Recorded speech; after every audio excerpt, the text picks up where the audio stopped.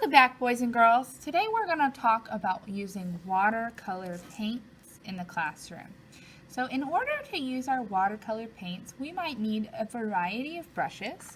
You'll also need a watercolor bowl filled half full with water, and make sure you have your sponge, because anytime we use our paintbrush, we dip the paintbrush when we go to rinse it, we tap dance around the bottom. If it drips, we wipe it on the lip, and then we always drag an X across our sponge to make sure this guy is clean. Now, we're going to be talking about a few different techniques today. So let me get started with how we wake up our watercolors. In order to be able to use this type of paint, it's important that it has lots and lots of water. So we're going to wake these guys up by adding, drip by drip, lots of water. And I'm not touching the paint here. I might touch the edge of the pan, but normally I can just give it a little tiny quick shake and that water will fall down into those wells. Now, in order to really get that paint a-moving, we need to give it some action. So I'm going to come over here and I'm going to touch that paint, drag it across the surface, really wake up that color. Now, over here, my paper is dry. Let's talk about wet on dry paint. I can come in here and move this paint around on top of this dry surface, and it's never going to go beyond where the dry to wet edge is. So anywhere where it's wet, it's free to move around. But if it's still dry over here, that paint is never going to come over here. I'll show you more what I mean in this square. Also notice that over here, I can also use something known as a flat brush. A flat brush has a flat edge on one side and it's kind of square. This particular type of brush is really good for creating sharp edges. Sometimes that's really hard to do, like with the round brush that I was just using. So if I come through here, I can get a really crisp edge, and it gets a little easier to stay inside those lines. Now, you can add paint on top of paint, but if you try to do that right away, you're going to end up mixing a lot of colors together. So let me show you exactly what I mean in this next square. Again, I'm going to rinse out my brush. I'm doing that off screen, but I'm tap dancing the bottom and I'm dragging it across the X to make sure that my brush is nice and clean and ready to start with the next color. So over here, I'm going to do some wet on wet, which means I am going to start by getting my paper really wet first, which means I don't need anything except for water here. I'm going to drag that across and fill up my whole square with this water. When I add the paint to this, I want you to watch closely at what happens to the paint that I add. So all I did was touch the corner there, and you'll notice that that paint is flowing. Where over here, when I stopped, the paint stopped too. But when I add the paint over here, there's water. And anytime there's water mixed in with this paint, that paint's just going to follow the water and flow everywhere that the water is. So if I tried to come back on top of this paint with a different color, I could do that, but just know that those colors are probably going to mix together. It's kind of hard to get them to stay separate when everything is still wet. So if you know you don't want colors to mix together, wait.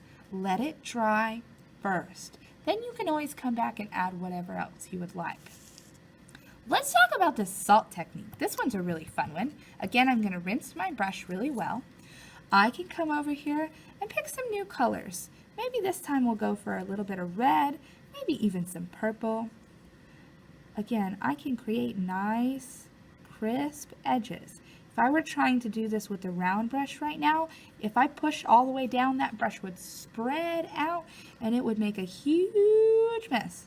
So, I can use this square brush, this flat brush, and create nice, sharp edges. Now, Again, I basically just did the wet on wet technique because those things are mixing. But because there's not so much water here, there's less mixing and flowing happening than when we did it over here. So you'll notice it's not moving around as much right here. But I can always come back and kind of mix those guys together to create a new color. Now, I'm going to rinse this brush because I want to show you what we're going to do with just some regular old salt. So I'm going to get a pinch of salt. I can pour just a little bit out in my hands. I don't want much. This is probably enough. I can pinch that and sprinkle it over the surface of my painting. You're going to notice right away as the salt starts to dissolve, it's going to push some of that paint away with it. We'll check back up on this guy in just a second. Okay, I'm going to move these watercolors out of our way and talk about scumbling. Yes, that's right, I said scumbling. That's kind of a strange word, right? Scumbling just means I can take a brush that's dry, not wet, and move that paint around in order to create some kind of interesting textures. So I might dip really lightly in some paint, getting just the tip of my brush wet. Honestly, I don't even want that much. I'm going to dab it off just a little bit on my paper towel over here, and then come back, and I can create some very interesting textures by moving that paint around while that brush is dry. Let's try it again. Again, my brush is dry. You're going to notice there's some really interesting hairy marks going on. Okay? If your brush is wet, it's not going to work very well. But you can move that paint around and get some really awesome textures. I'm also not pushing my brush very hard, so I can do that to scumble. Now, I'm going to rinse my brush out and talk to you a little bit about stippling. Stippling is something we can also do in drawing, and that's just when we take something and create dots in order to create our artwork. So in this case, I might just make a lot of dots up here that are really close together in order to create a darker value. But as I get closer to the bottom, I can space them further and further apart and make them smaller and smaller in order to create a lighter value. So if we were to step back away from this painting, down here it would look much lighter because there is still a lot of paper showing through. Up here, all of those dots have become really close together. But there's no reason you have to stick to just one color. When it comes to stippling, it can be really fun to try to get a lot of colors onto your paper by mixing those colors together and letting those dots touch and combine. So let's try some of that right now.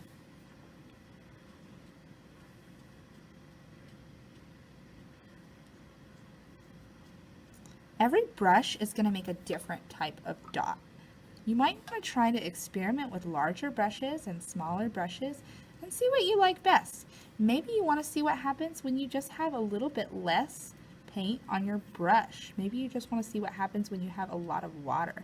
Maybe you want to see what happens when you connect those dots a little bit. Okay? These are all things that artists can explore. So, I encourage you to try stippling. Let's talk about this very last one. This is one of my favorite things to do. This one is known as the Crayon Resist. If I take a crayon of any color, but I usually like to use white because I like using invisible drawings. If I take any crayon, I can create, by pushing pretty hard, a really thick layer of wax on my paper. Then, when I go to paint over top of this, all of that wax is going to protect the paper and cause a layer that makes the paint slide off the surface. It's going to push that paint in all kinds of different directions. So if I take my brush, again this is a round brush, and I add some color on top of that, let's see what happens here. It works really well when you don't have very much paint on your brush. And you spread that paint really far. So notice I'm not going back for more. I'm taking that paint I already have and I'm spreading it out. You're starting to see the design reveal itself, right? I'm going to rinse my brush, try a different color, again making sure I have plenty of water. If I don't have lots of water, this will not work.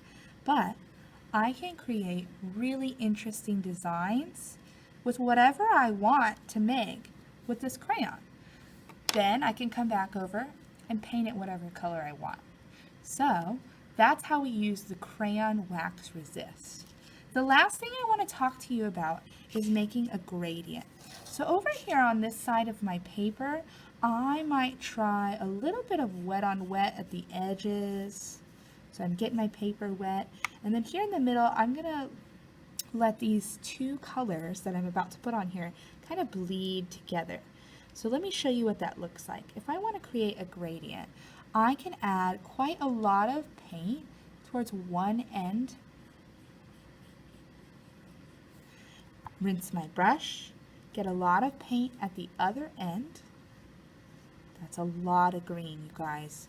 What I can do is pull that up, add a lot of water in the middle, and I notice I got a little bit to the side here, so you're going to watch that pull. But then I can create a gradient between those two colors. So the last thing that I want to mention to you is you'll notice that this square is completely dry, and I know that because it is no longer shiny in the same way the wet on wet one was. Now you know that this one's still going to be wet because I added a lot more water to this one. But this one I added the paint directly on the paper, and it dried within just a couple minutes because it was a thin layer of paint.